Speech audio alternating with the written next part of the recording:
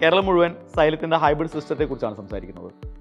എന്താണ് hybrid system എന്ന് പറഞ്ഞു കഴിഞ്ഞാൽ, എൻട്രൻസ് ക്ലാസ് റൂമുകൾ എന്ന് പറയുന്നത് എന്തോ ഒരു ഭീകരാന്തരീക്ഷം സൃഷ്ടിക്കുന്ന സ്ഥലങ്ങളാണ് എന്ന് വിശ്വസിച്ചിരുന്ന ഒരു കാലഘട്ടത്തിൽ നിന്ന് ആക്റ്റീവ് ലേണിംഗ് നടക്കുന്ന മനോഹരമായ ക്ലാസ്സുകൾ അവതരിപ്പിക്കുന്ന ഒരു സ്ഥലമാക്കി മാറ്റിയത് സൈലത്തിൻ്റെ ഹൈബ്രിഡ് സിസ്റ്റമാണ് ശരിക്കും. കുട്ടി ആസ്വദിച്ചുകൊണ്ട്, കുട്ടി ഇഷ്ടപ്പെട്ടുകൊണ്ട് ക്ലാസ് റൂമിൽ വന്നിരുന്ന് പഠിക്കാൻ തുടങ്ങിയത് ഹൈബ്രിഡ് സിസ്റ്റത്തിലൂടെയാണ് ശരിക്കും. ഒരേ ടോപ്പിക്ക് തന്നെ 2 ദിവസങ്ങളിലായി, ഒരു ദിവസം ഓൺലൈനായും ഒരു ദിവസം ഓഫ്ലൈനായും കുട്ടി പഠിക്കുന്ന രീതിയാണ് ഹൈബ്രിഡ് സിസ്റ്റം. ഓൺലൈനായി അന്ന് കാണുന്ന ടോപ്പിക്കും അതിൽ നിന്നുള്ള ഡൗട്ടുകളും വേണമെങ്കിൽ അന്ന് തന്നെ എന്ത് ചെയ്യാം, ആപ്പിൽ കുട്ടിക്ക് ചോദിക്കാനുള്ള സൗകര്യങ്ങളുണ്ടായിരിക്കും. ആ ടോപ്പിക്കാണ് പിറ്റേന്ന് കുട്ടി വീണ്ടും ക്ലാസ് റൂമിൽ വന്നിരുന്ന് കേൾക്കുക ഓഫ്ലൈനായിട്ട്. പക്ഷേ അന്ന് രാവിലെ തലേന്ന് കണ്ട ക്ലാസ്സിൻ്റെ എക്സാം ആയിരിക്കും കുട്ടി ആദ്യം എഴുതുന്നുണ്ടാവുക. ആ എക്സാമിലെ സംശയങ്ങളും തലേന്ന് കണ്ട ഓൺലൈൻ ക്ലാസ്സിൻ്റെ സംശയങ്ങളും ഒക്കെയായി ക്ലാസ് റൂമിൽ ഇരിക്കുന്ന ഒരു കുട്ടിക്ക് ആ ടോപ്പിക്കിൻ്റെ ബേസ് മുതൽ അങ്ങേ അറ്റം വരെയുള്ള കാര്യങ്ങൾ അന്ന് ക്ലാസ്സിൽ ഓഫ്ലൈൻ ഫാക്കൽറ്റീസ് എക്സ്പ്ലെയിൻ ചെയ്യുന്ന രീതിയാണ് ഹൈബ്രിഡ് സിസ്റ്റം. അപ്പോൾ ശരിക്കും പറഞ്ഞു കഴിഞ്ഞാൽ ഒരു ടോപ്പിക്ക് 2 ദിവസമായിട്ടായിരിക്കും കുട്ടി പഠിക്കുന്നുണ്ടാവുക. അപ്പോൾ അതോടുകൂടി ആ ടോപ്പിക്കിൽ നിന്നുള്ള എല്ലാ കൺസെപ്റ്റ്സും പഠിച്ച്, മാത്രമല്ല ഓഫ്ലൈൻ ക്ലാസ് റൂമിൽ തലേന്നത്തെ ഓൺലൈൻ ക്ലാസ്സിൽ ഉള്ളതിനേക്കാൾ കൂടുതൽ ചോദ്യങ്ങൾ കൂടി ക്ലാസ്സിൽ പ്രാക്ടീസ് ചെയ്യും. അപ്പോൾ ഇതോടുകൂടി ആ ടോപ്പിക്കിനെ സംബന്ധിച്ചിടത്തോളം എല്ലാ പ്രശ്നങ്ങളും അവസാനിക്കുകയാണ്. അതിൽ നിന്ന് എവിടെ നിന്ന് ചോദ്യങ്ങൾ വന്നാലും, ഏത് രീതിയിൽ ചോദ്യങ്ങൾ വന്നാലും നേരിടാനുള്ള കോൺഫിഡൻസോട് കൂടിയാണ് കുട്ടി അന്ന് വീട്ടിലേക്ക് പോവുക.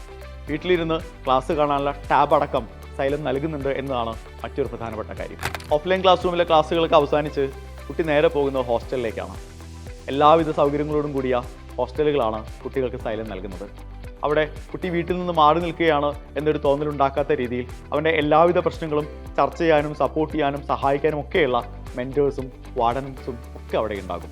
ഇതെല്ലാം ചേരുന്നതോടുകൂടി വീട്ടിൽ നിന്ന് മാറി നിൽക്കുന്ന ഒരു തോന്നൽ കുട്ടിക്ക് ഇല്ലാതായി പോകും. ഹോസ്റ്റൽ എന്ന് പറയുന്നത് കുട്ടിയെ സംബന്ധിച്ചിടത്തോളം മറ്റൊരു വീടാണ്. നേരത്തെ ഞാൻ ആൾറെഡി സൂചിപ്പിച്ചൊരു കാര്യമുണ്ട്.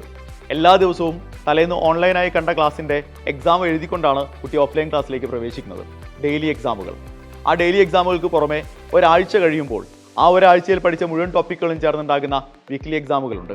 അത് കഴിയുമ്പോൾ എല്ലാ മാസങ്ങളിലും നടക്കുന്ന ഗ്രാൻഡ് ടെസ്റ്റുകളുണ്ട്. ഇതിനെല്ലാം പുറമെ എല്ലാ മാസങ്ങളിലും കേരളത്തിലെ മുഴുവൻ കുട്ടികളും എഴുതുന്ന ഗ്രേറ്റ് ഇന്ത്യൻ ബാറ്റിലുകളുണ്ട്. അപ്പോൾ ഗ്രേറ്റ് ഇന്ത്യൻ ബാറ്റിലിൻ്റെ സ്കോർ നോക്കുന്നതോടുകൂടി ഒരു കുട്ടിക്ക് നീറ്റിൽ തൻ്റെ റാങ്ക് എവിടെയായിരിക്കുമെന്നും അതിനെ എങ്ങനെ ഇമ്പ്രൂവ് ചെയ്യാമെന്നതിനെക്കുറിച്ചും വ്യക്തമായ ഒരു ഐഡിയ കിട്ടും. ഇതിനെല്ലാം പുറമെ ഓൾ ഇന്ത്യ ടെസ്റ്റ് സീരീസുകളുണ്ട്. ഇന്ത്യയിലെ മൊത്തം കുട്ടികളും മാറ്റിവെക്കുന്ന ഓൾ ഇന്ത്യ ടെസ്റ്റ് സീരീസുകളിൽ നിന്ന് കുട്ടിക്ക് കോൺഫിഡൻസ് ലെവൽ കൂടുകയാണ്.